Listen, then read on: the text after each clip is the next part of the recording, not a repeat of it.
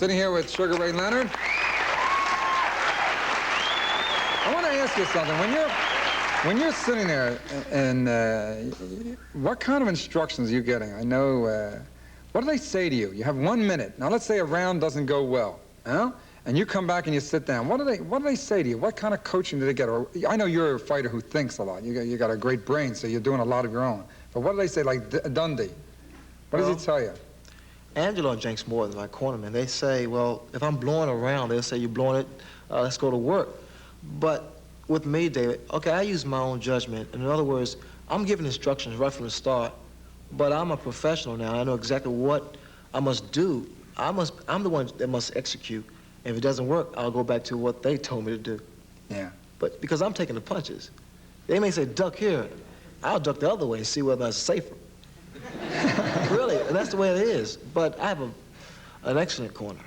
Yeah, and how do you feel? I mean, all that, you know, it's always said that boxers are our best athletes, best shape of any athlete we have, physical shape. I mean, you take sometimes a brutal punishment, and yet you see them afterwards, or see them the next day, and they're fine, a little swollen or something. How long does it take for that pain to go away? I mean, you had that bad eye in that Tommy Hearns fight. Makeup. It was a good job. No, really. In a fight, a big fight, a major fight, a significant fight, it takes a good 2 weeks, not really physical, but mentally, because I put more into it, because I'm concentrating, and I'm trying to figure a guy out, and it takes more out of me, because it's like a certain high that you have in going to a major fight. I can go back to the first Durant encounter in Montreal.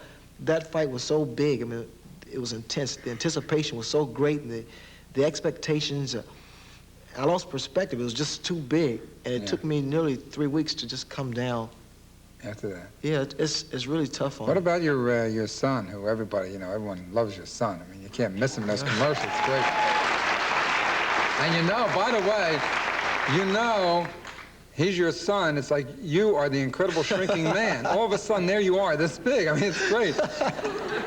What kind of reaction has he had to knowing that you're the fighter? What does he talk about it? Does he ever, like, talk to you about it? My son just turned 8 November 22nd, and he's aware of what's actually taking place in the ring. He realized how physical it is in those four corners, and after the Tommy Hearns fight, you know, I'm at breakfast with my big eye and everything, and he comes up to me, he said, "Daddy," I said, "Yeah?"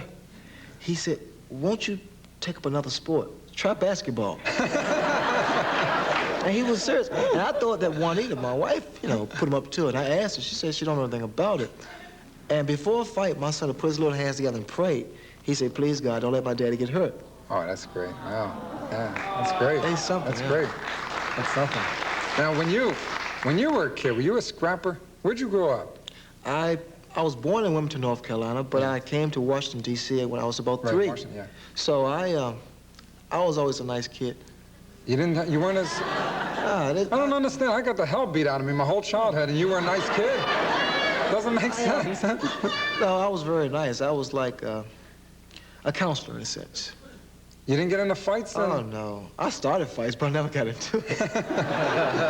How did you, when you felt that, the first time you stepped into a ring, and you were going to put on gloves, and you started a fight with, what kind of feeling did you go through? I mean, here's another human being coming towards you, and he's going to do damage. He's not there to dance.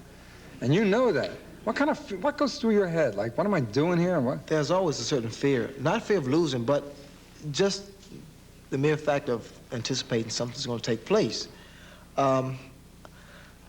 It's a strange feeling. You must get into the ring to experience it. You should try it sometime. I did. I lasted 1 round. The guy, yeah, it's he a beat feeling. me. Yeah. When you're walking out into that, towards the ring, and once you step inside those 4 corners and you stand there and you're waiting for the referee to give the instructions, just stand there waiting, you know? You try to be cool. I always try to be cool for the you cameras. look cool. You do. Yeah, you look cool. You do. You look cool. Scared. Yeah, man, you look cool. And I'm standing there and I'm trying to stare a guy down. It used to work. I know. I used to look at a guy real hard, right? It doesn't work anymore, David. But the minute the bell rings, especially if you get the first punch off, you're okay. I mean, your butterflies go away and you're okay. Yeah. Well, in your TV show, now you're going, what's the TV show about? It's a Golden Glove series, Sugar Ray Leonard Golden Glove series. It's a new concept because it's team competition, and it's going to kick off January 30th. Yeah. And it's going to be something. Amateur boxing, that's what boxing's all about. Yeah. They're great fights. I've seen some. I go to some of those amateur fights. Yeah. Some of them are sensational. Well, the kids are prospects for the Olympics. Yeah. Well, I wish you luck with all your fights, and I wish you luck with your TV show, and you're a terrific guy. We're going to take a break come back right after this message.